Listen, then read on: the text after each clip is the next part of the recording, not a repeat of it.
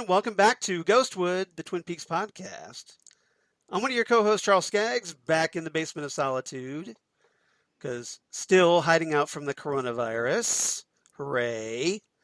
And obviously with me is my wonderful co-host and new Baby Yoda mom, Xan Sprouse. How you doing, Xan? That's right. We're doing good, me. You have a new member of the family, don't you?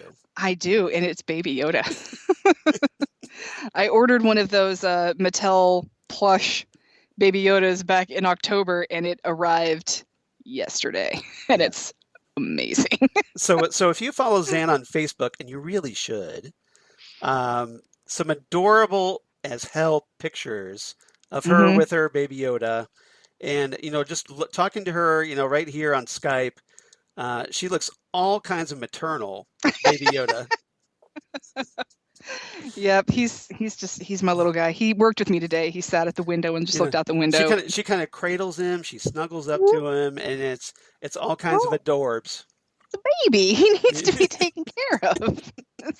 I'm not going to drag him around by the arm up and down the stairs like some little child would, Seriously. I love him and hold him and name him George. And he's named him George, yes.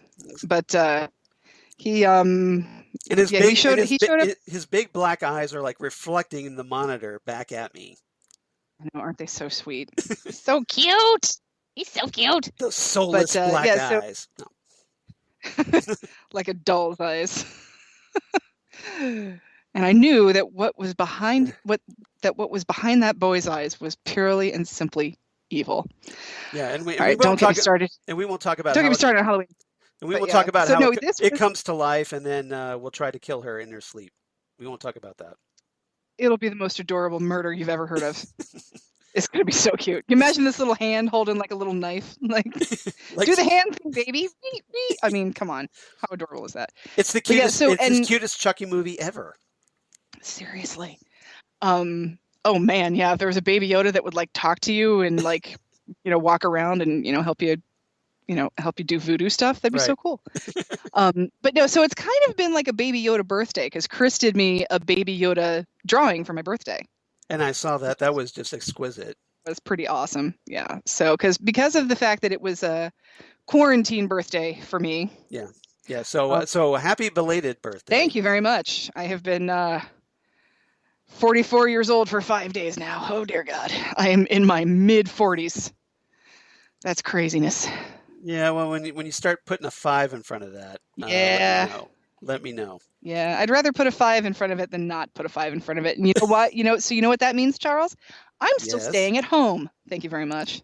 Like anybody with a brain should be. Anybody with a brain is doing. And they keep saying that they're going to try and open some stuff back on May 1st. Yeah. But I'm still going to keep doing what I'm doing for a while, I think. I'm going to stay away from stuff because I don't want to immediately run out. Because the first thing I want to do when we're able to do stuff is I just want to hug everybody. Right. And I'm not going to do that. I'm not just going to go hug everybody and then make it worse. So, but so what I did is I had like not at least until there's a vaccine. Seriously. Yeah. Yeah. So I had kind of a mail order Pez birthday. I had my own little mini Pez convention because I'm still not sure the Pez convention is going to happen this year. Right. It's in July. So I ordered a bunch of Pez, and Chris bought me some Pez for my birthday, and my friend Matt bought me the Cthulhu Pez, which was pretty awesome.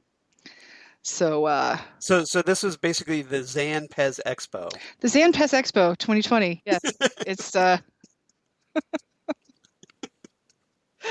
nice. Yep. So with an attendance of 1. Yeah, but lots of Pez dispensers. Well, now and there's 2 of us here. Well, that's true. That's true. Baby Yoda. Yes. So has Chris accepted that he's now been replaced by Baby Yoda? Oh, it's more that I think he's more laughing about how the cats have competition now because I talk to Baby Yoda the same way I talk to him. Like I'll pick him up and I'll be like, "Okay, let's go, buddy." And I sound like I'm talking to the cats. So. Right. So you use the cat voice with Baby Yoda. I use the cat voice with Baby Yoda, yeah. And Baby Yoda his head is made out of harder plastic and his ears are very pointy, so I don't sleep with him. Right. It's not like a squishable, huggable thing. He's not all that. He's huggable, but only from the neck down. Got it. That's what she said. And so, and he's, his head is hard plastic, so it's cold and it's pointy. So he pretty much has I've made up a little bed for him here in the music room, and so he's not lonely. This is Nelson. Hold on, let me drag this down here. So This is Nelson. Right. And he's Baby Yoda's nanny right now. They're going to be good, So good friends. The owls are not what they seem. They are not what they seem. Nope. Yeah, this is Nelson the owl. And would you like to know how he got that name? Yes, I would. I don't know if you can tell from the camera, but this little vest he wears. Yeah. Little Paisley. Yeah. Oh, so okay. he's named after Prince Rogers Nelson. Exactly. That's why his name is Nelson. See. And very fitting considering, they just had that Prince tribute. Yes, Prince. It was the anniversary of Prince's death on Tuesday. Yeah. So. But lest you think that, hey, we've forgotten about Twin Peaks because, hey, we're a Twin Peaks podcast. Heck Come on. Why would we do that? So here it's episode 73, and we're going to be talking about Twin Peaks: The Return, Part 13, a.k.a. What story is that, Charlie? No relation. No relation. Yeah. No relation. I will say, though, if you ever made a really good friend named Tina, yes. I would start calling you Charlie. Please don't. Well, then don't make friends with anybody named Tina. Okay. Or just casual acquaintances that you never introduced me to. I did have a childhood friend named Tina that lived in my neighborhood. Was there a Billy also? Not to my knowledge. Oh, now see, if there was a Billy, then that would have just been... Yeah, but there was a Tina. You've never been Charlie, though, have you?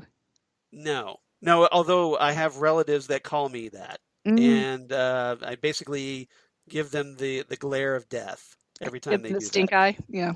Yeah. Because you're not a Charlie. No. But basically, my parents grew up, like when I was a kid, my parents would call me that.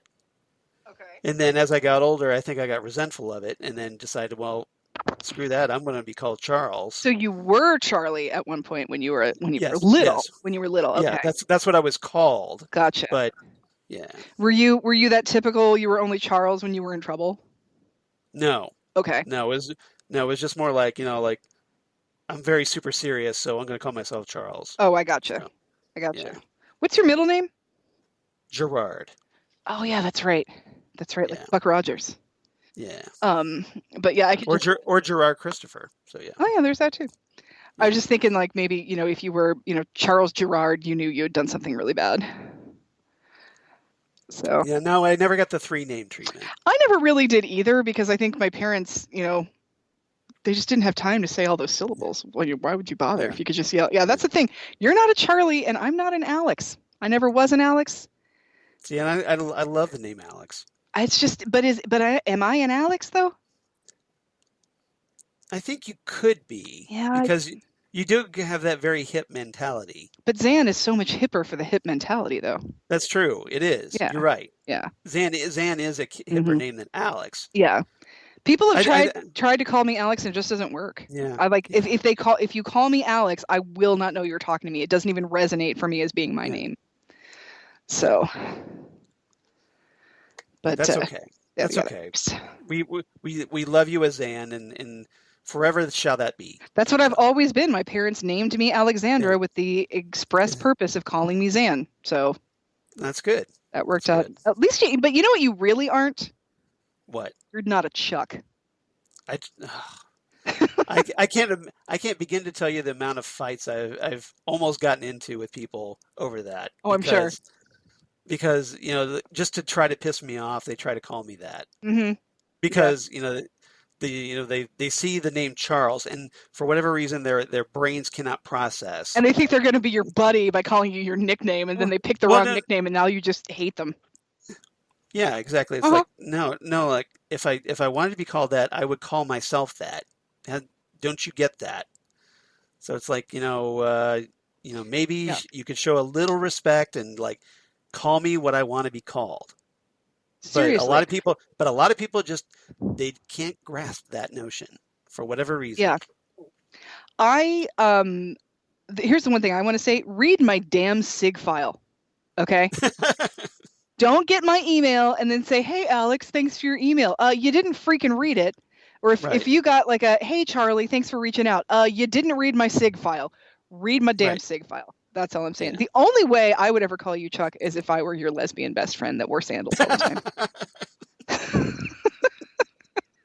And then I'll call you Marcy.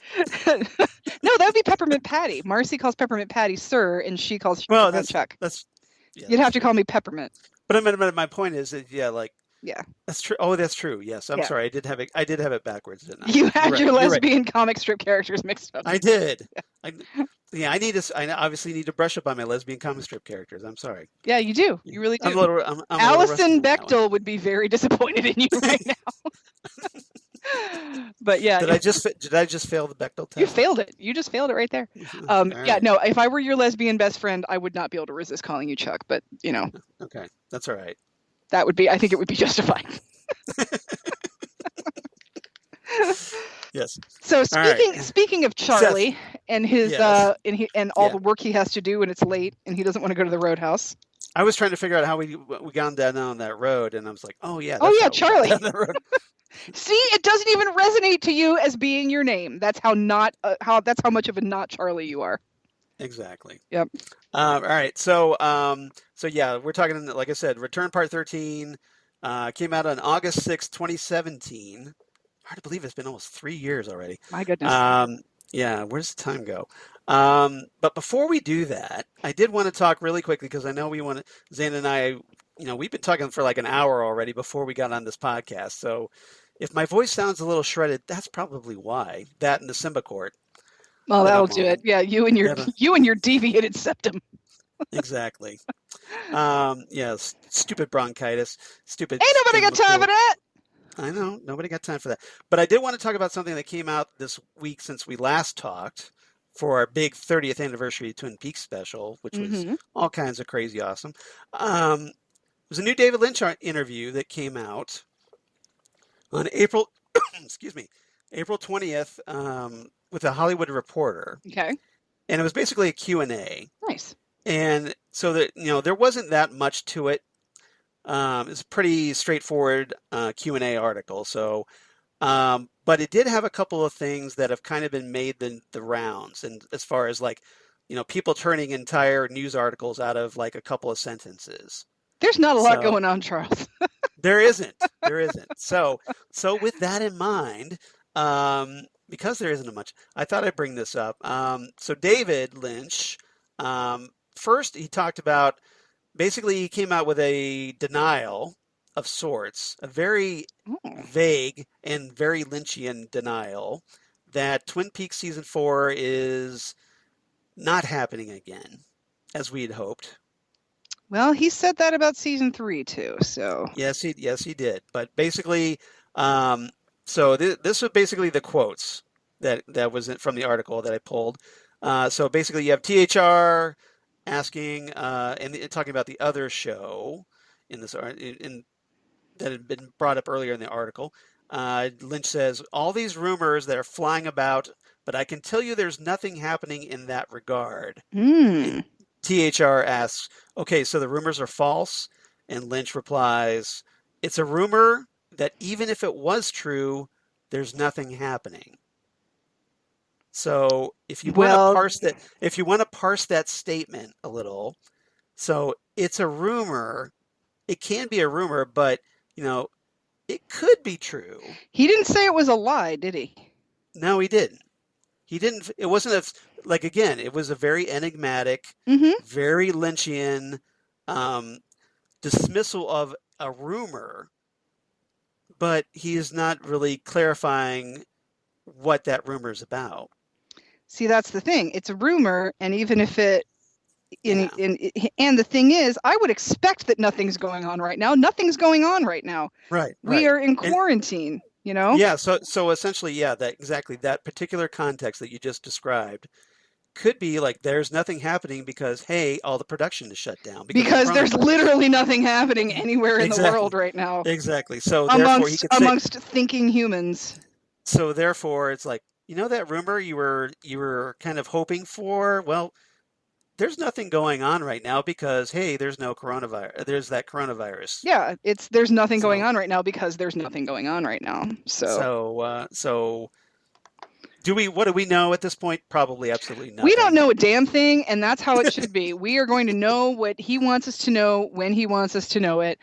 All I know is Jennifer Lynch sounds really positive, and Kyle MacLachlan had brown hair earlier this year. So exactly. That's There all you I go. know.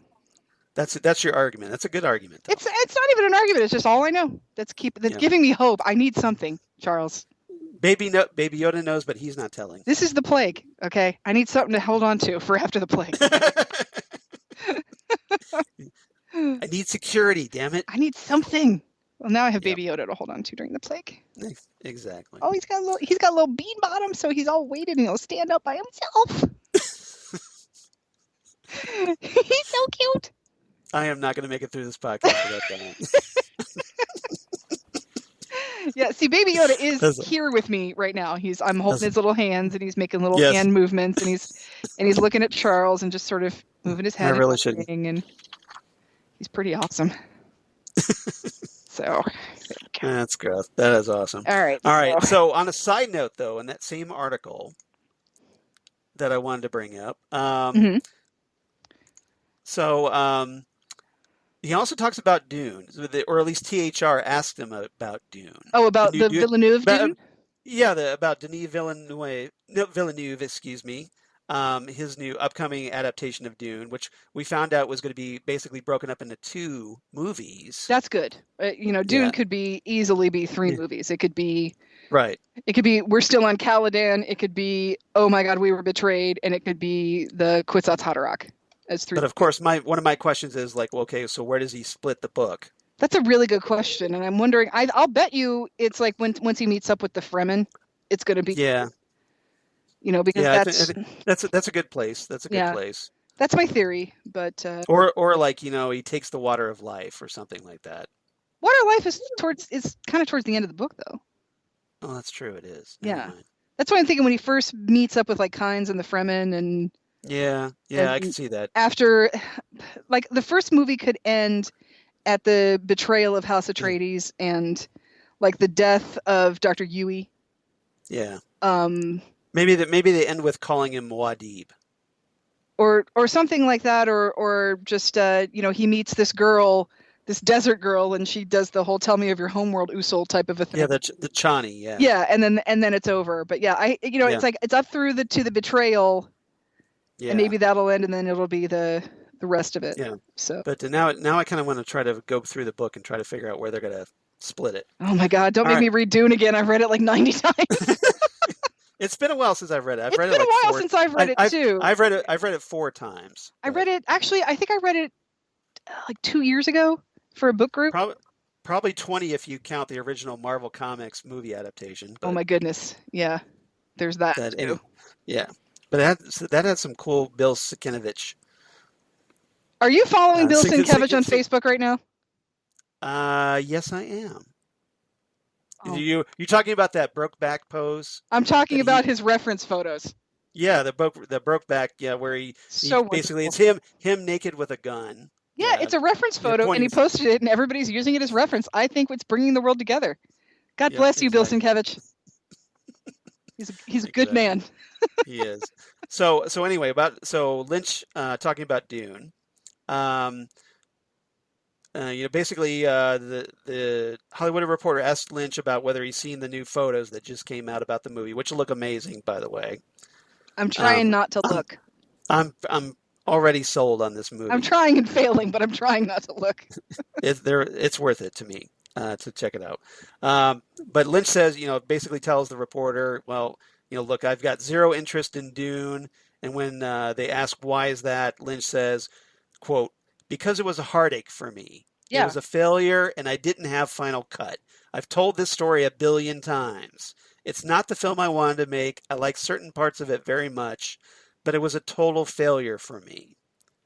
So even if it's not it's not talking about his Dune movie, just the subject of Dune alone, just brings up so many bad memories, and I get that too. But it's David Lynch doesn't let go very easily, I don't think. Well, he's a very feeling person, and I understand that. Right. Yeah, I get it too. It's very personal for him, obviously. I got 2 words for you, Charles. Yeah. Alan Smithy. Yeah. Anytime Well, you see the name Alan Smithy, some shit went down that probably exactly. wasn't good. Well, I've got 4 words for you. Well, actually 5. Hashtag release the lynch cut. Hashtag release the lynch cut. And I don't care if that's 8 hours. Yeah. I'll watch I'd rather see it. I'd rather see the David Lynch cut of Dune than I want to see the Zack Snyder cut of Justice League. I'm sorry. Thank Maybe you that's very much. maybe that's me. Maybe that's me. Okay, Criterion. Yes. Hope you're listening. Yes. Here's what you're going to do. This is your mission, Criterion. If you choose to accept it. And exactly. Tashin, if you're listening, what you're going to do is you're going to get the idea book of stills and what is it? Why can't I think of words right now? But the imagery, the drawings, the storyboards, that's what I'm looking for. Yes. The storyboards of the 2 remaining copies of Jodorowsky's Dune proposal. And Tashin, you're going to publish that as a book, and you're going to get together with Criterion, and you're going to sell that for a $200 package deal. Well, now would be the time, considering, hey, there's a new Dune movie coming out. Maybe you want to cash in on that. Maybe you do. This would be really good timing right now. Because honestly, I mean, I have nothing but faith in Villeneuve. So. Oh yeah. And I know, there isn't that much to look forward to, right now as far as a film. There's Dune and Ghostbusters. That's what's keeping me alive right now. Well, for me, there's the new Bond movie, there's Black Widow, and Bond movie. No Time to Die. Yeah, I forgot. The last Daniel Craig movie. Forgot about that one. No, and there's also Wonder Woman 1984. I am so excited about Wonder Woman 1984. I can't even begin to tell you. So, and then there's Dune by and Villeneuve. Ghostbusters. There's Ghostbusters is in there. Yeah, Ghostbusters. The Afterlife. Yeah. But yeah. But I don't think that's. Does that have a release date? It was supposed to be May. But it got pushed back. Yeah. Stupid plague. I know. So depending on whenever all these movies come out, I would be fine if they did how they did with Onward, where they just released it on pay-per-view. Right. I mean, I would still go see it in a theater, but I would hope. I mean, I would love it if they did that. Yeah, but I don't think they would do that because for a spectacle like Dune, it's probably just not. You want to see that on the. I mean, after watching Blade Runner 2049, do you really want to see Dune for the first time on home video? If it means I can see it earlier, I'm fine with that because I told you, Charles, I have a 4K television because of Blade Runner 2049. Okay. I bought a 4K television and a 4K Blu-ray player specifically so I could watch Blade Runner 2049. Because I love it so much. I do love that movie too. And interestingly enough, I own the 4K release. Uh-huh. In the hopes that I will eventually get a 4K television. Well, it was more like I needed a TV, so we just got the 4K one. Okay, you figured, well, we need the TV, so we might as well upgrade. Yeah, but for sure the Blu-ray player was because of 2049. Yeah. All right. Okay, so let's switch gears back to Twin Peaks. Let's get it started. From Blade Runner 2049. Although it is fun to talk about that, and I would love to talk about that, but this isn't exactly the podcast for that. Denis Villeneuve, so it's tangentially Lynch related. We should really do a movie podcast so we could talk about this stuff. Where the hell else are we going, Charles? I know, right? Jeez. We were talking about doing a Star Trek podcast. I'm like, I don't know. I got pinball 3 nights a week. I ain't got shit right now. We should be talking about Picard, damn it. Exactly. Well, hey, that offer is still perfectly valid. I know. Let me stop being a hot mental mess, and then we'll talk. Okay. Yeah. You kind of need to get some things in order first. I got this new baby. Yes. You're a new mom. I'm a new mom. I'm up all night now with force shit going on. Exactly. Yeah. It's not good. He's like, every time I turn around, he's got like some frog moth in his mouth. I don't want my little baby Yoda to eat a frog moth. I don't want to F with this. You see how I kind of tied that in with Twin See, Peaks a little bit? everything is tangentially Lynch related. I tried to do that, but this world is wonderful and strange, Charles. Is a place both wonderful and strange. All right. Strange. So if everybody's ready, I know we're resuming our commentary. So if you'd like to play along with us, get your Blu-rays or what have you queued up to the 1 minute 33 second mark for the return part 13. We're at the black screen of blackness. Now it's dark. Now it's dark. Right after the credits and just before the episode begins. So if everybody's ready, we will do this in 3, 2, 1. Boop. Doop. Doink. Doink, doink. Is that what you want? Doink, doink. And now we, as we're all synced up. And we are back in Vegas. Zany, upbeat, percussive music. Oh, see, the Mitchum brothers have millions of dollars and they're very happy. Yes. Yeah, they got that nice big check from Dougie. They ate some cherry pie. I really don't know how much better life can get for the Mitchum brothers right now. You know, Dougie's still alive, thankfully. I feel like that's the most whimsical facial expression Sizemore has ever made. Right. it's that big cartoonish expression. That look on his face. Yeah. What? It's like, are they going to kill me for not killing Dougie Jones? Oh. Like, we got presents for Bushnell Mullins. Well, I don't know if any of those have a pie in it, so I don't know if I even want those presents. Dougie, you might want to call your wife because you're going to be out late tonight. And we're going to deliver a gym set to your house. And she's going to wonder why that's happening unless she knows that it's happening. Right. Oh, my gosh. I love how they think that this is like, appropriate attire for Candy, Mandy, and Sandy to be wearing into a business office. This is what Candy, Mandy, and Sandy always wear. I know. Every single day, apparently. Why are the cufflinks in that giant box?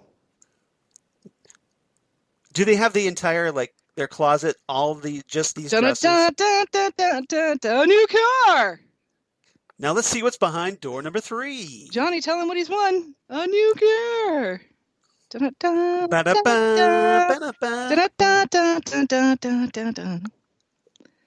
been to the dentist. We all know Price is Right music. Nice. Do the thing, Charles. I'm sorry. Yeah, do the thing. You caught me a little unawares there. Although it's not really a fail here, so it's I know, but still, it's awesome. It's iconic. All right, hold on here.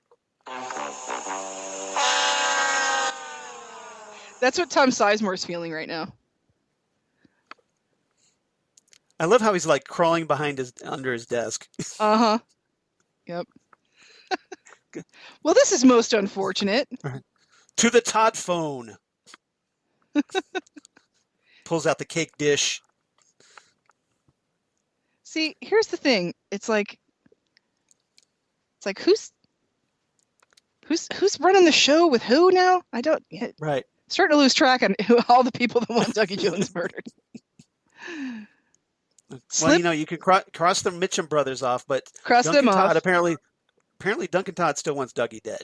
Well, Duncan Todd is getting phone calls from New York, right. So yes, David Bowie still wants him dead. His mysterious benefactor. Yes.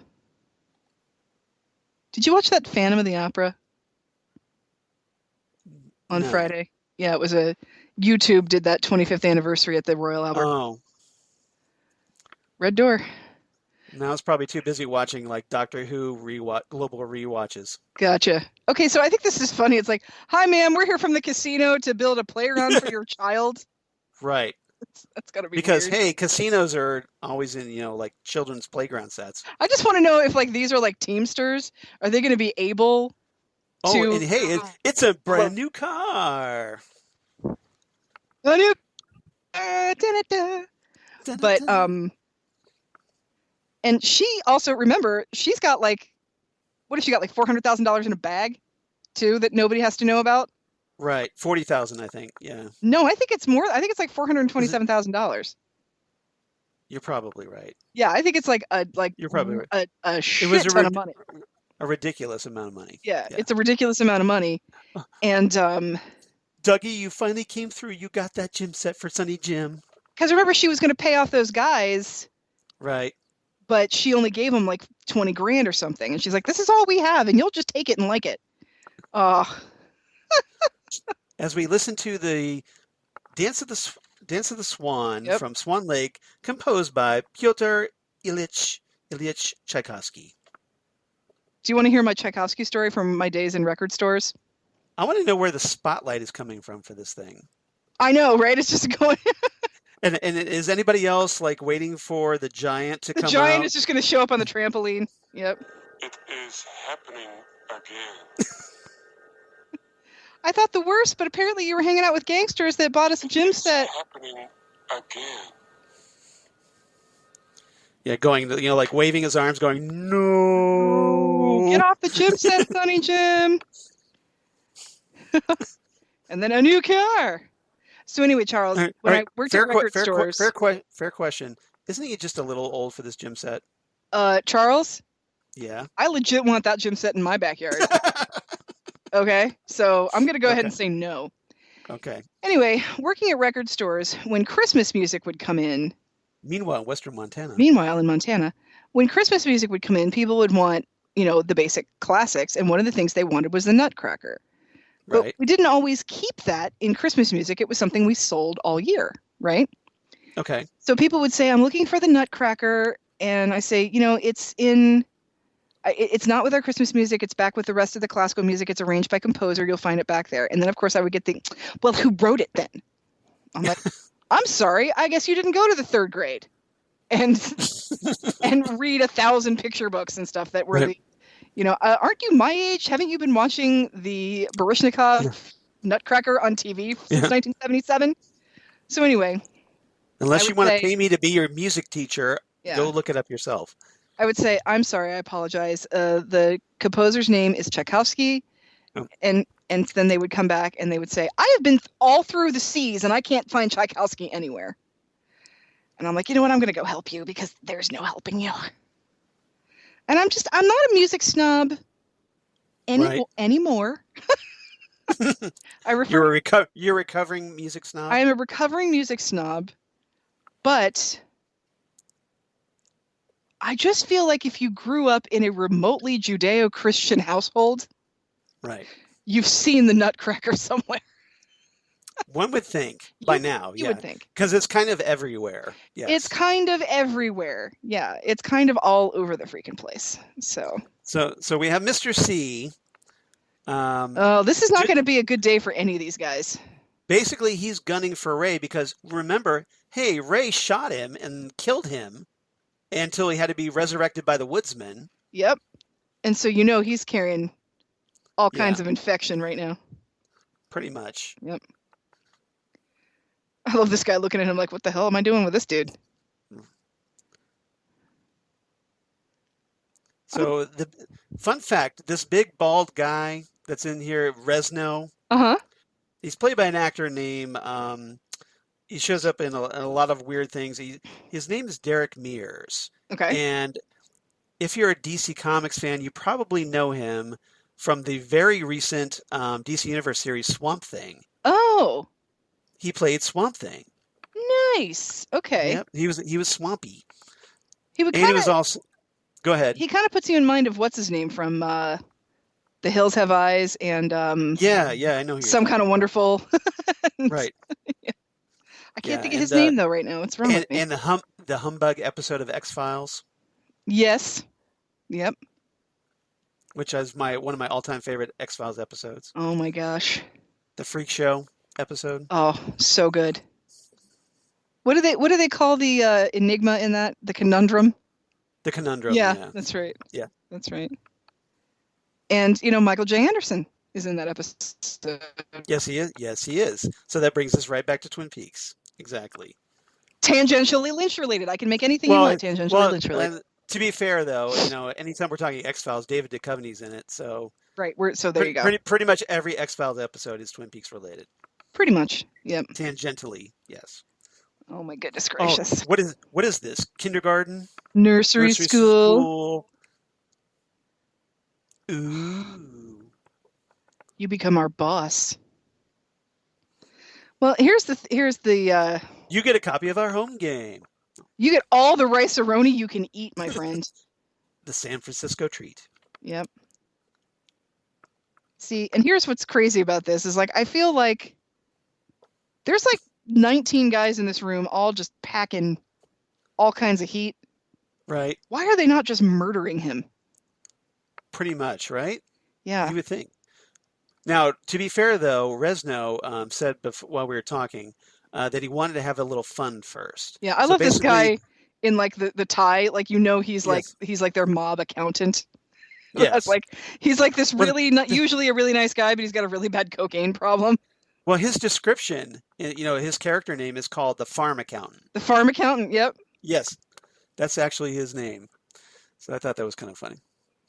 Oh, this is not going to end well for you, Resno. So basically what we have right here is Mr. C versus Swamp Thing. So that's kind of cool, right? My money's on Mr. C, I got to say. Yeah. I Well, mean, we've seen this before, so even we kinda know how even this turns before out. I knew, I mean, Swamp Thing. Here's the thing about Swamp Thing, Charles. He's kind of Right. nice. Right? He's a little too nice. Yeah. I don't know if you saw the '80s TV show, but it was like a Beauty and the Beast type of ripoff show. Well, I mean, I was a big fan of the original movie with Dick Durock And Adrian Barbobot. and Adrian Barbobot and Yep. Louis Jourdan, Louis Jourdan. also the bad guy from Octopussy. You know, I must have seen that movie twice. You know what's great about you, English? Octopussy. That is a crowning moment in Homer Simpson's dialogue history. Wrestling arm on the table. So let's wrestle. Let's just hold hands. No, you tell me if this hurts. Wham! Yeah, I got to think that maybe Sarah Douglas could take him. Oh my God, seriously. Did you see that? Did you see what I did? I have powers. I have and powers. reason here. Yes.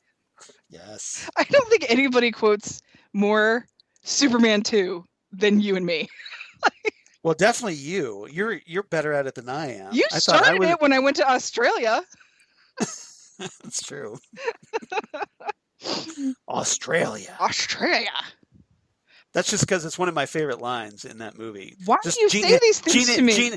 Yeah, I always have to do the peace signs. Yeah. The Nixonian peace signs every time I yep. quote that. Yep.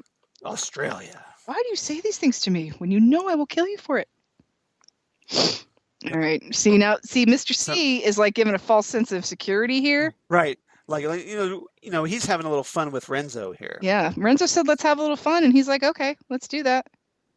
So should I just like hold my arm here? What happens if I hold my arm up here? Tell me if this tickles. Oh my goodness.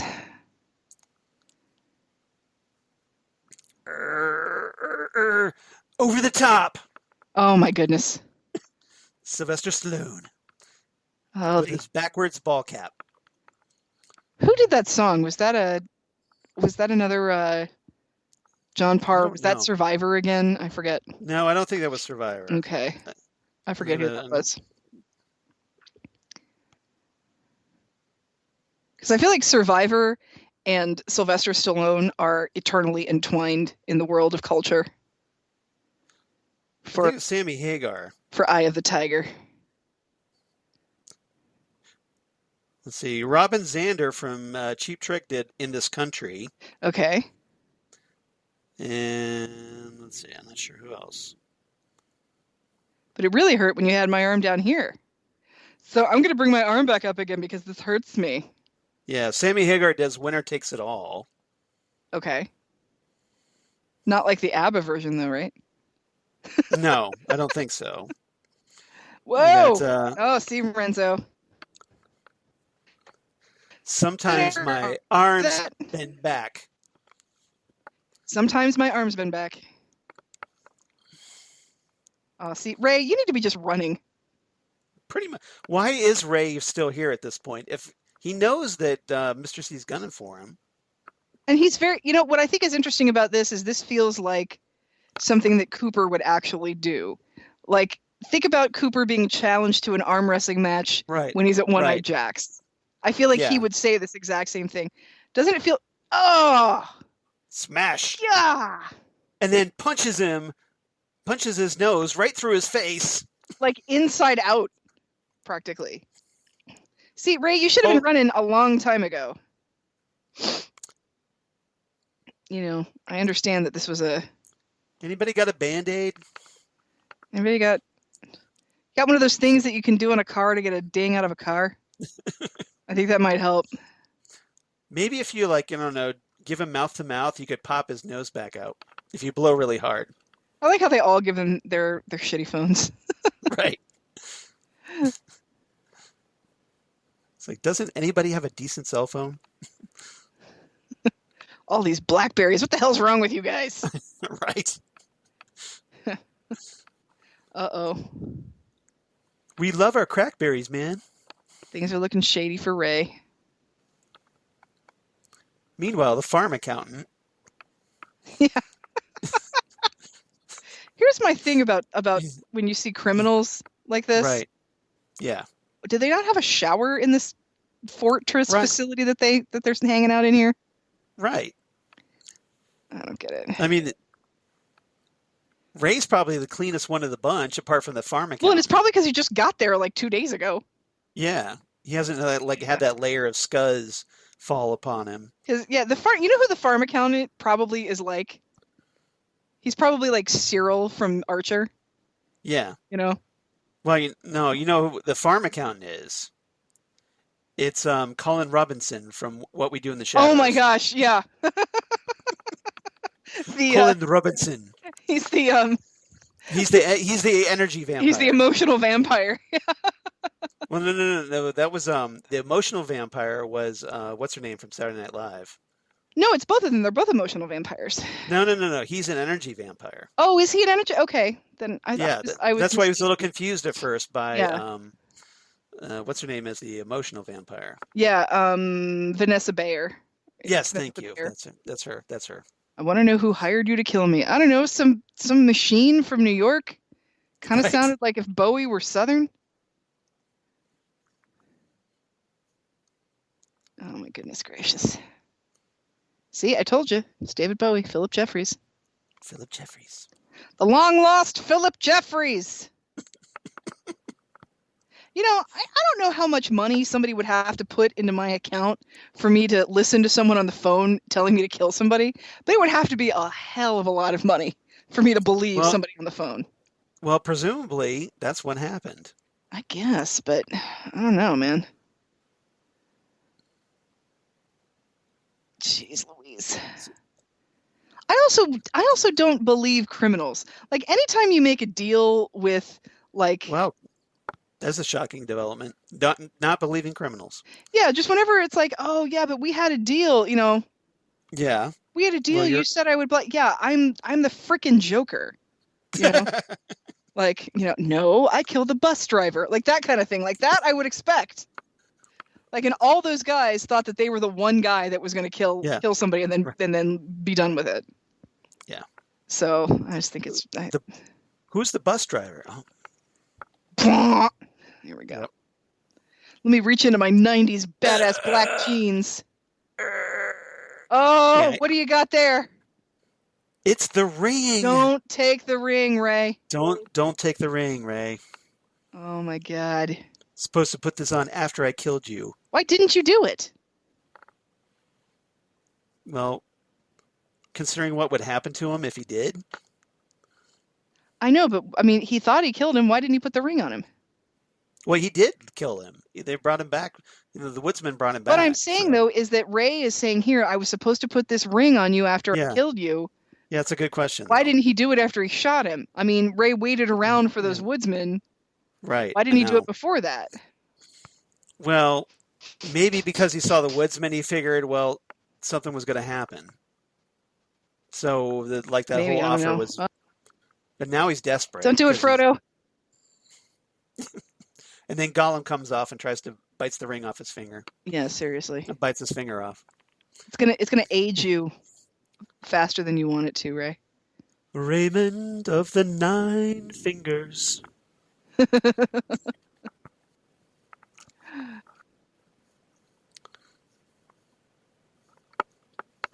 Do you really think you could actually trust the numbers I gave you? I don't even know what I was. They were numbers. I don't even know what they mean. I just gave you numbers. Yeah. I know who you are. Can I reach in my other pocket of my badass 90s black jeans? I have a pair of black jeans. Oh, I'll show you what's in my pocket. Oh, yeah. Oh, yeah. All right. Yeah, I don't think I've worn black jeans since like 1998. How did you get here, Richard? He just kind of oozed out of the shadows. Go away, Richard. Go away, Richard. Ugh. I'm more important than you other characters, so I'm going to step to the front. I'm going to step to the front because that's my dad. Yep. Oh, we don't know that yet. Yep. It's a nice father-son bonding moment. It is, yeah. You know, I have a gun in my room. I could go get it, come down here, bam. We'll kill him together. It'll be fun. The family that slays together stays together. I would love to know where Philip Jeffries is. Yeah, right? Somebody, he was never here. Here's a question. Okay, so we got to see Frank Silva, even though he was dead. Mm-hmm. Why couldn't we see David Bowie? I don't think we had as much David Bowie footage. So it would have looked, Yeah. and that's another thing too. Bob wears that same outfit all the time. Right. But if we saw David Bowie with that, where'd it go? Atmospheric, it disappeared. Ding, ding. If we saw David Bowie in that, Panama Jack suit, right. It would look a little too weird. Too stock footage-y, I think. Oh, I see what you're saying. Yeah. It wouldn't look natural enough. Yeah. See, I feel like Cooper just looked right into the camera and saw Richard. Oh, I'm sure he did. Yeah. He probably has this connection to him. Oh, yeah. Basically he's half Bob. See, Ray, when you get mixed up with the ring and you get shot, you kind of don't really die like normal people. Hey, everybody, remember that pedestal from Fire Walk with Me? I've seen that before. Oh, what's that? That table or whatever it is, pedestal? He can never wear the ring properly, so it probably doesn't affect him all that much. Philip Gerard, that is, because you have to put it on your left hand. He doesn't have a left hand. Good point. Yeah. I never thought about that till now. Meanwhile, the Fuscos are back. Fuscos. Yeah, they're kind of like, do you watch Brooklyn Nine-Nine, Charles? I've watched some episodes. I'm not a regular viewer. They're like the Hitchcock and Scully of Twin Peaks, I think. Right. Smiley is my favorite. Seriously. Smiley Fusco. Hope there's no murders this weekend. We can go have mom's dinner. Who just laughs awkwardly at everything. Yeah, seriously. Oh, my goodness. What the hell is going on? Wow, do you eat with that mouth? Right? Well, to be fair, they're cops. They've probably heard it before. Oh, yeah, I'm sure they have, but... Don't tase me, bro. Don't tase me, bro. I love how they're just... Yeah. First of all, they're just letting somebody pee on the floor. Right. Oh, hello, Keckner. Yep. What in the world?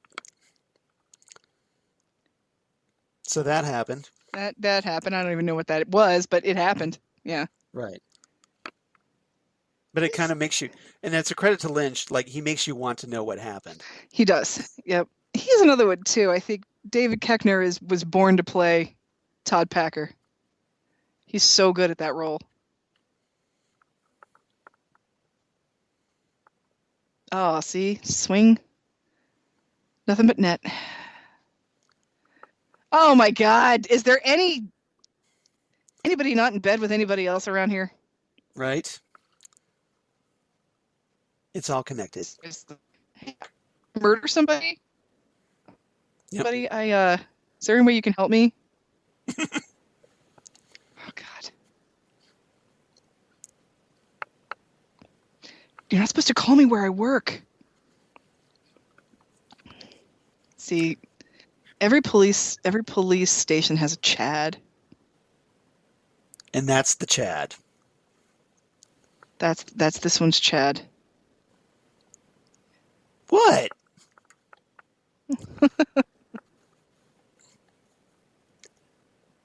Yeah, it's called succinylcholine. Okay, look it up. I told you I watch too much true crime, Charles.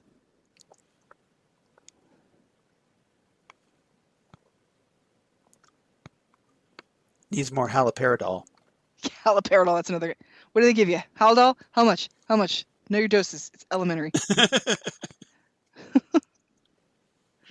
Sizemore is fascinating in this to me because he's so like not, for being the villain, he's so not like totally scary.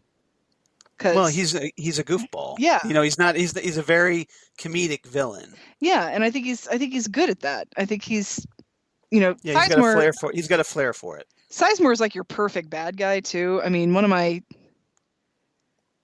all-time favorite movies is Strange Days. Yeah. Is that with Ray Fiennes is in that? Uh-huh. Yep. Yeah. Sizemore is so. I remember seeing that way back when, but I don't remember the movie. Oh, he is so disgusting in that movie. He does such a good job. Yeah. I probably need to watch that again. Oh yeah, you really need to. Yep. I'll call Mr. Todd. See, everybody it's like all the criminals know each other. Cheetos. Why didn't I buy some Cheetos for podcast? Yep. I'm sitting here with no Cheetos, no donuts, like a chump. They're going to Provo. Yep. Provo, Utah. Next stop, Wendy's. Mormons. Yes. Next stop, my in-laws. Yeah, seriously. I would like to thank the Next Stop Wendy's meme that was posted to our page. Thank you very much for that. I love it. You're welcome. 6 or 10 women. It's a lot of Cheetos you got to buy there, Hutch.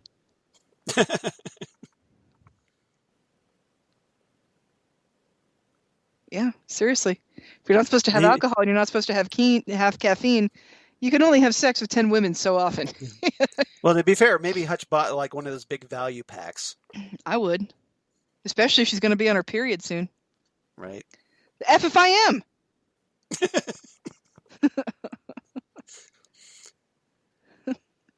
Janie E. taking Dougie for a ride. Dougie, I know I have to treat you like a 3-year-old because there's something wrong with your brain, but right. I have $427,000 in the house, a new BMW, and Sonny Jim. Has a gym set. Things gonna be fine. Oh, yeah. I think it's safe to say that Janie E. likes that Dougie is a provider. I also like the fact that they just sort of given up on trying to find out where Dougie's car is. Right. Well, think about it. They've got a BMW. Who cares about that other crapmobile? Yeah, I guess. Because they still have her car. They have her... Yep. Her SUV type of thing. They seriously traded up. So she's not out of the car. No, they have a second car again now, but it was all done by the Mitchums. Hey, Doug, you want this coffee that I just poisoned? Oh, wait, I'm not supposed to tell you that part. The question is, will they get a new Dougie Love license plate? I love him walking into the door. Right. Bonk. Oh, it's so cute. Bonk. He's still working on that door handle thing. Now, obviously, this is part 13. So, if you remember, when we watched this the first time, we're just still incredibly frustrated. This is torture. The Cooper progress meter has not gone higher. That he can't even open a door. See, and I just love how everybody is like. I mean, this just goes to show you how shitty the healthcare system in our country is. Right. Because people aren't saying, why is he here? They're just like, oh, here's Dougie with his head injury. Let's help him out. He still has to come to work. Coffee. Coffee. Coffee for the great Dougie Jones. Yep. Zymons. Szymons. Apostrophe S. See, and every time he sees a cup of coffee, I get excited. Like, is this going to do it? Is this it? Is this the one that's going to make him Cooper? Nope. Oh, man. Nope, not yet. Not quite. Needs more pie. Totally. Why don't I have pie either? What is the matter with me? I want donuts. I had some Seriously. birthday cake and I finished it, and so now I'm sitting here like a sucker. No pie, no Cheetos, no donuts, You got no nothing. Wendy's. I don't No have Wendy's. Wendy's. Next stop, Wendy's. I- Have you tried Wendy's breakfast, by the way? No, I have not. It's not good. There's too much pepper in the sausage. Interesting. I tried the breakfast Baconator. I think I got through like half of it, and then I just picked the Is it- bacon off of it. I would like to try their sausage biscuit. Yeah. I don't know. Yeah, see? 'Cause I love a good sausage biscuit. I do too, but it's like I feel like, the McDonald's ones are so good. Why am I bothering Yeah. with Wendy's?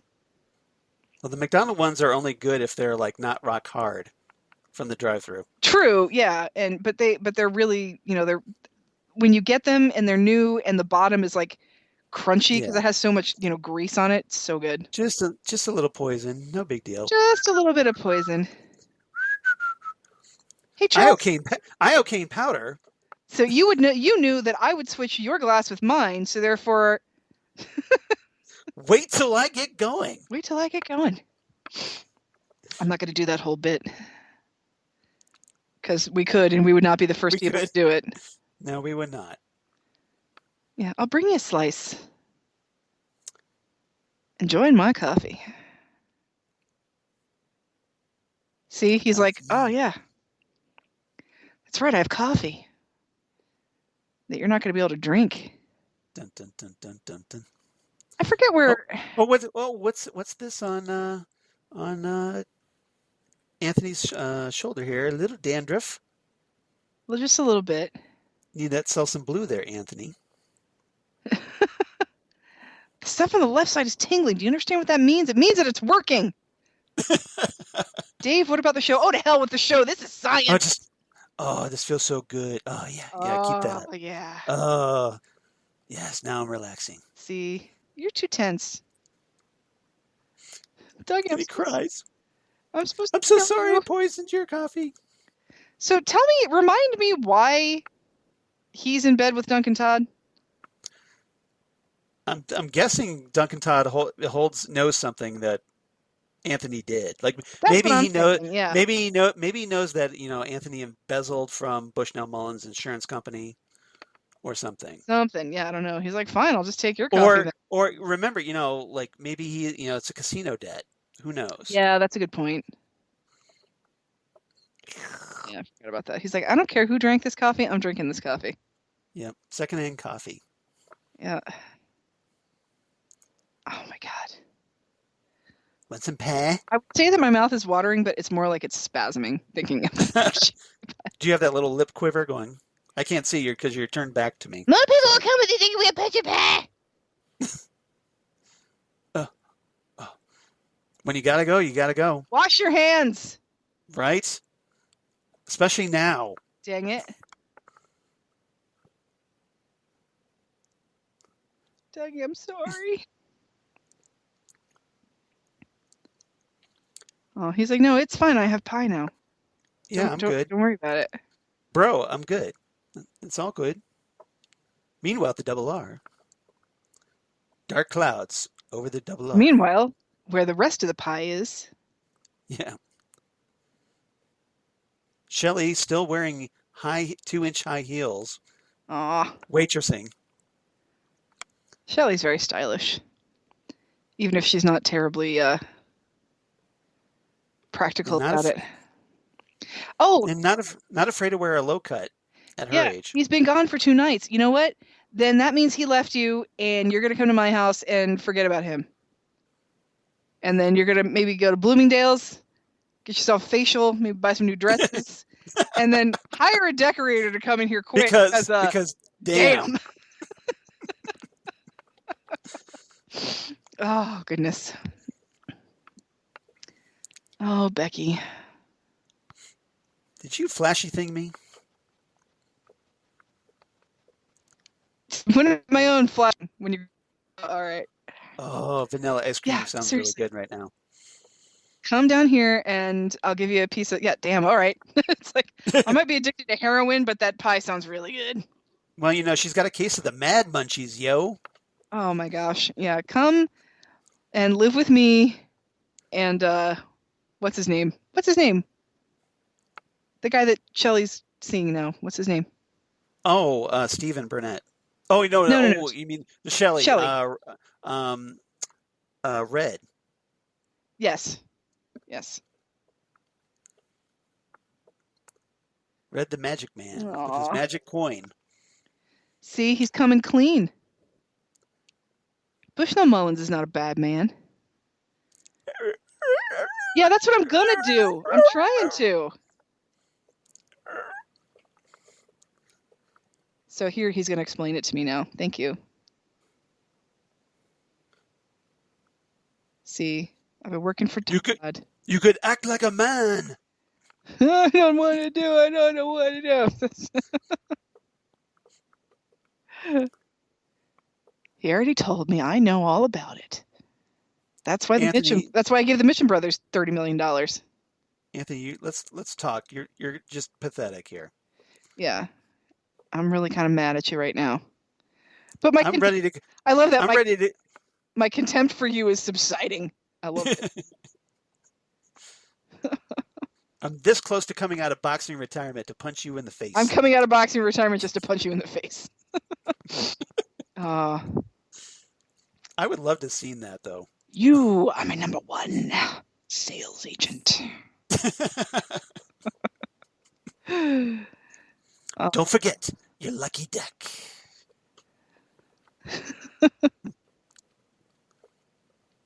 See, he's not a bad man. He's just misunderstood. No, Bushnell Mullins. Well, Bushnell Mullins has never been a bad guy. No, that's what I'm saying. He's like, look, I know you got me. You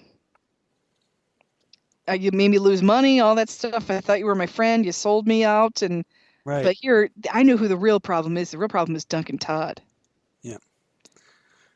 Fredo, you broke my heart. I know it was you, Anthony. And you broke my heart. Broke my heart. Broke my heart. I love how he just picks the right thing to repeat at the absolute right time. Right. Oh my goodness. Well, he's summarizing. I'm not asking, I'm telling. You're going to do what I tell you to do. I want to fix the mess I made. Because I know that you know that I know that you know that I know that you know. Do you, though? You know? You got to be in the know to know, you know? Thank Dougie. Aw, Dougie Jones. I love how in, the course of, a week, right, Cooper has turned Dougie Jones's life around. It's pretty great. He's not, he's just trying to come back. He's not even really, trying hard. Yeah. It just kind of falls into place like that. How you doing, Bobby? Well, I killed a guy, so... Yeah, I got that hanging over me. So here's a little bit of trivia. Apparently, this was the first scene that he shot for Twin Peaks: The Return. Really? Really? Dana Ashbrook said this. Nice. Yep. Oh, okay. Did anybody go with her, or was she by herself? What's up, Ed? You just leave because we want to see Ed and Norma back together, okay? I know, right? Oh, how much do I love Big Ed? Big Ed throwing Bobby a bone here. Thanks, Big Ed. But I killed a guy, right? And well, that's okay. I almost killed your nephew, buddy. Well, I wouldn't have killed him. I just would have beaten the living crap out of him. I almost caused my wife to commit suicide. I feel like this is an interesting thing. The stuff that he found is very, the stuff that he finds is, very, I feel like this could be an X-Files episode. Right. With the stuff that Don Davis is leaving behind. It's like a treasure hunt. Okay, now I want spaghetti and garlic bread. I think I'm just maybe hungry. I think you're hungry. Well, it is almost 10 o'clock as we're recording this. Yeah, but I ate something before we did this, but it was just a bowl of stew, though. So it wasn't. Yeah, I've made a habit to eat before we do this. Yeah, podcast. It's probably best for all of us. All right, I think it's time for Baby Yoda to go to bed. Oh, is he gonna go nap time now? Yeah, he's just Oh. gonna sit. He can stay up with the grown-ups, but he just has to lie down and be quiet. Hey, 8 is enough fans. It's Grant Goodeve. Oh, is that who that is? That's who that is. That's Grant Goodeve. Nice. I'm gonna take my plate of gravy, and Bobby and I are gonna go sit in the lonely ex-husbands or the lonely ex-boyfriend section. Yeah. I know where my place is. It's away from you. Oh my goodness. Oh yeah, right. That guy you love. Yeah. I think you're hot though, and I know you're making a lot of money because I'm your accountant. Is that his account? Is that her accountant or is that his or her attorney? I want to say it's her like financial guy. Yeah, I don't remember how it works. Maybe he's like he does investing or something. Something, yeah. Or like it controls her portfolio. Maybe it's like all of them? Like he's a money manager or something. Yeah. I don't know. All of them turn to profit. Because have you had the pie? Have you had the pie? Right. That's the thing. And anywhere where you can get a dinner that's covered in gravy and spaghetti and garlic bread, you're in for a good time. Although I do kind of want to know what's going on with the Ed sideburns. Yeah, Ed's little poofy hair. That little, shaved side of his head, something's up with that.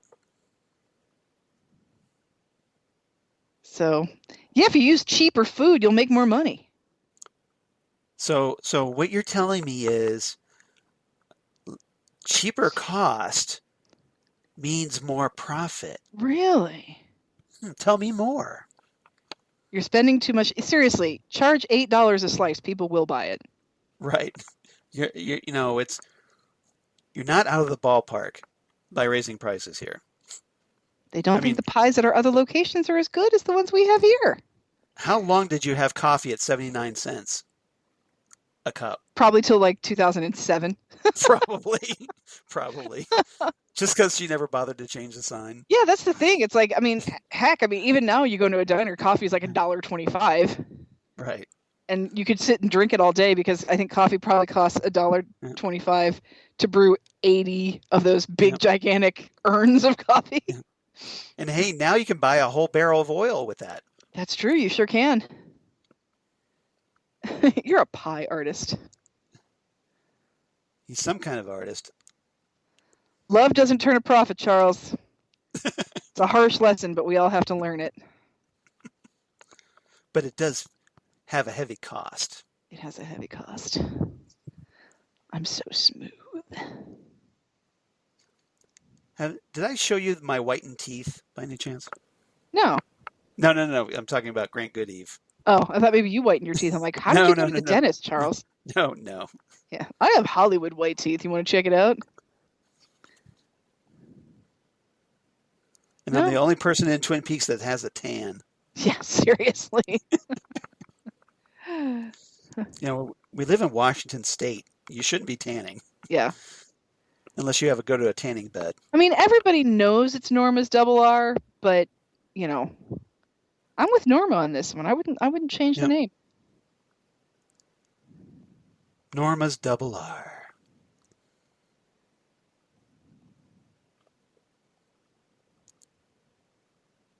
Are we on for dinner later? Yeah. Because, we're sort of dating. And we're going to make Ed jealous. Because basically I'm going to swindle money from you. I feel so bad for Ed right now. Yep. Oh, she's smiling at him, and Ed is basically gritting his teeth into Run Silent Run powder. Grapes, my favorite retail outlet establishment in Twin Peaks. With a nice golden shovel in the window. With a golden shovel in the window and silent drape runners. I don't even have like a Shamrock Shake that I can drink right now. Like Nadine. Looks more like a smoothie. I know, but it's green, so it reminds me of a Shamrock Shake. Probably some weird. Someone listens to my video podcast? It's Ghostwood, the Twin Peaks podcast. Yes. Like and subscribe. I'm sorry we're closed, but it's me, Dr. Jacoby. Those miserable Fs are at it again. Oh, Do you know where your freedom is, Nadine? I just want to know. I want to know if you know. Oh my goodness. I mean, if it weren't for the fact that he's probably some sort of weird, like, right. But so is she. So creepy political, this you know, is like this is actually a good match. I know, but it's just, I don't like the fact that they both are like creepy political weirdos, you know? Right. Right. I would like it better if they were just like, you know, coast to coast conspiracy theorists or something. Well, look at it this way. Would you rather they hook up with somebody else and mess their lives up, or would you rather they mess up each other's lives? And I know he's not a doctor anymore, but she was his patient at one time, so this is a little awkward. That's true. Yeah. He does kind of know her sort of intimately. Yeah, because I'm sure Mike told him some stuff. Probably. Because do you have any idea what the combination of sexual maturity and superhuman strength can result in? Hilarious. Nice. That's probably one of his best lines ever. Oh, that's the best line Hirschberger ever has uttered in his entire life. Yeah. Although a fantastic line was said to him one time that I absolutely love when he was on 6 Feet Under. Yeah. He was working for the rival funeral home company. Okay. And he starts to say something to the boss of that company, and she says, "Just because I effed you doesn't mean..." Palmer House. Yeah. Oh, yeah, the repeat of the boxing match. Yeah. And there's Bushnell Mullins just knocked his opponent down. Yeah. I would laugh. She has to be watching a Bushnell Mullins. She fight, has right? to be. Yeah, she has to be. So, anyway, so this woman looks at Gary Hirschberger and says, "Just because I effed you doesn't mean we're on a first name basis." Right. I just love that line. I think it's funny. That's a good line. He's on the ropes and he goes down. You know what, Charles? If I had a nickel for every cigarette that Sarah Palmer smoked, I'd be dead. You'd be a bit. I'd be dead.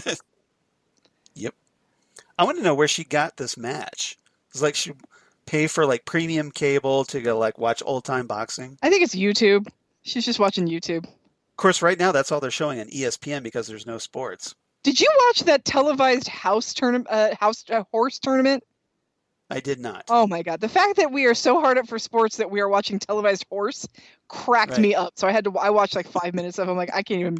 I'm like, horse is just as boring to watch as it is to play because horse is mostly standing in a line waiting for somebody to do something.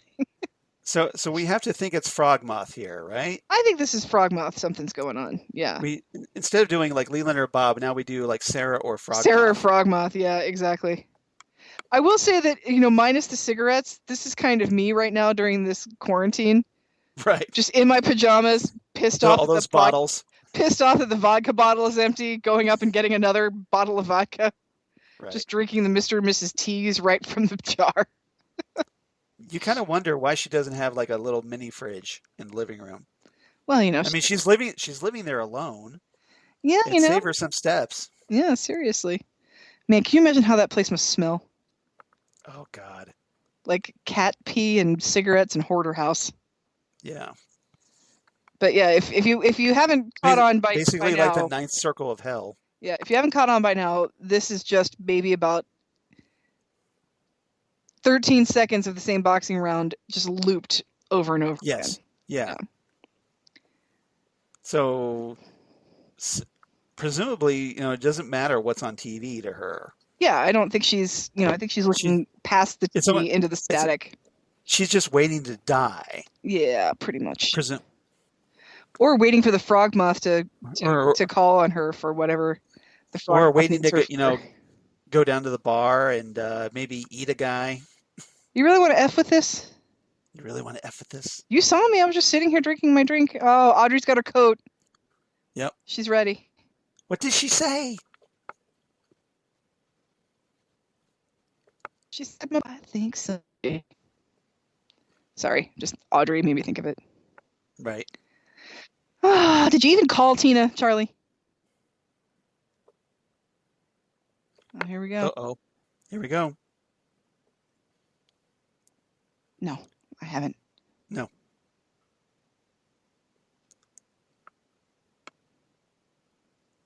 haven't. I'm Charlie. I'm very boring. I have to work late. I'm very self-assured. I'm Charlie. Do you see how much paperwork I have, Audrey? Right. Existentialism 101. Yes, thank you, Audrey. You mean thank you, Charlie? No, I said thank you for telling Charlie to F off with the Right. Existentialist Oh, 101 okay. crap. Got it. Supposed to go to the Roadhouse Roadhouse. and see if Billy's there.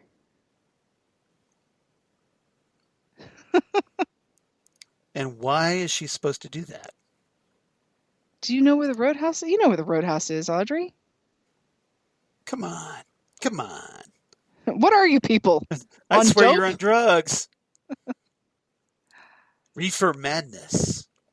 Come on. I'll take you to the Roadhouse and we'll... Oh, see? What's that all about? Here we... Yeah, do I have to end your story too? What is that all about, you guys? What story is that, Charlie? What story is that? See, now Charlie's not talking.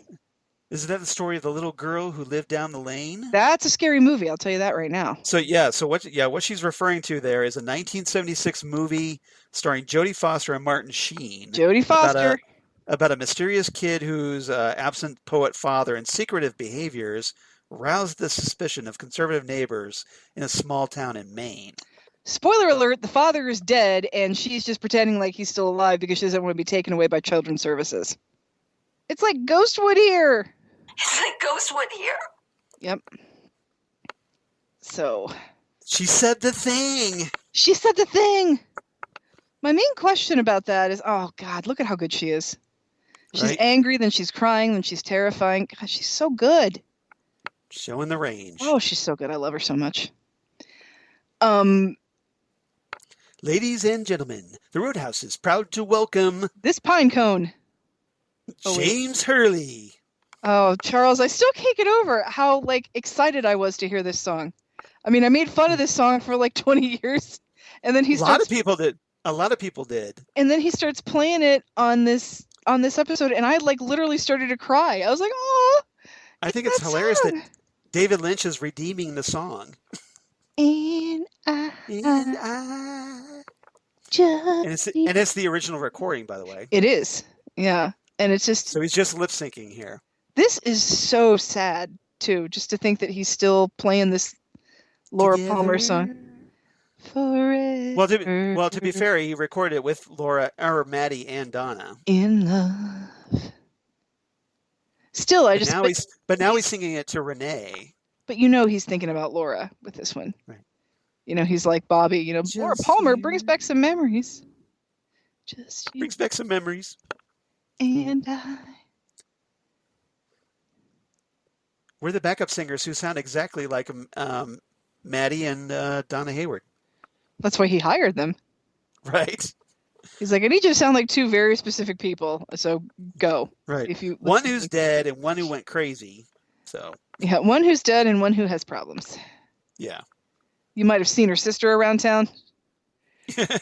Red hair, shiny shirt, lots of heroin. Yeah, you probably didn't see her other sister though, because we have no idea what happened to her. Yeah, there's another sister, but she went off to college and never talked to anybody again. Is my theory. She vanished into the ether. Yep. In love,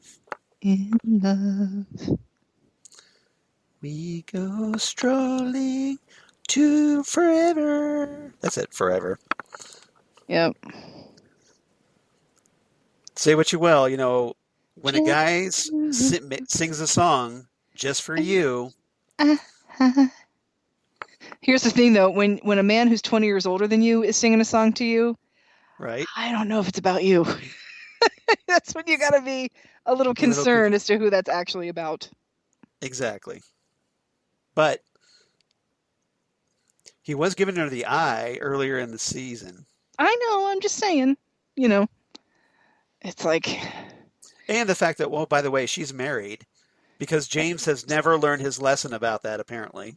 Oh, maybe she's married to somebody who's mean, and James is going to, go live with her in her house, and her brother is going to try and help her. No, it's the James Hurley saga part 2. No. I said I was shocked at how happy I was to hear this song. I'm like, really? That's impressive. Oh, poor James. What a tortured soul. I have to think that David Lynch just is like, everybody who hates this song, well, screw you. Go F yourselves. You're going to love this. I'm bringing it back, baby. I'm bringing it back, and you're going to friggin' love it. Big Ed's Gas Farm. Big Ed is not on the level. All repairs strictly cash. I mean, come on. Bear with me. Get it? Ed with his takeout Cup of soup. Cup of soup. So sad.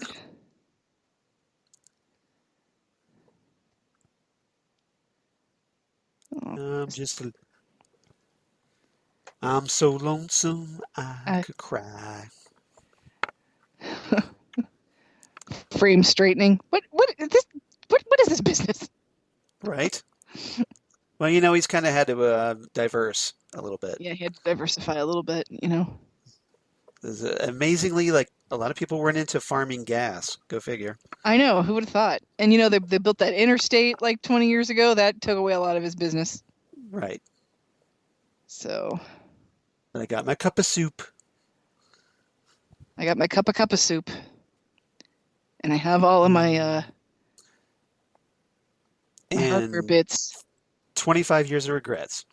Oh, longer than that, like 40 years of regrets. That's true. That's true. You know?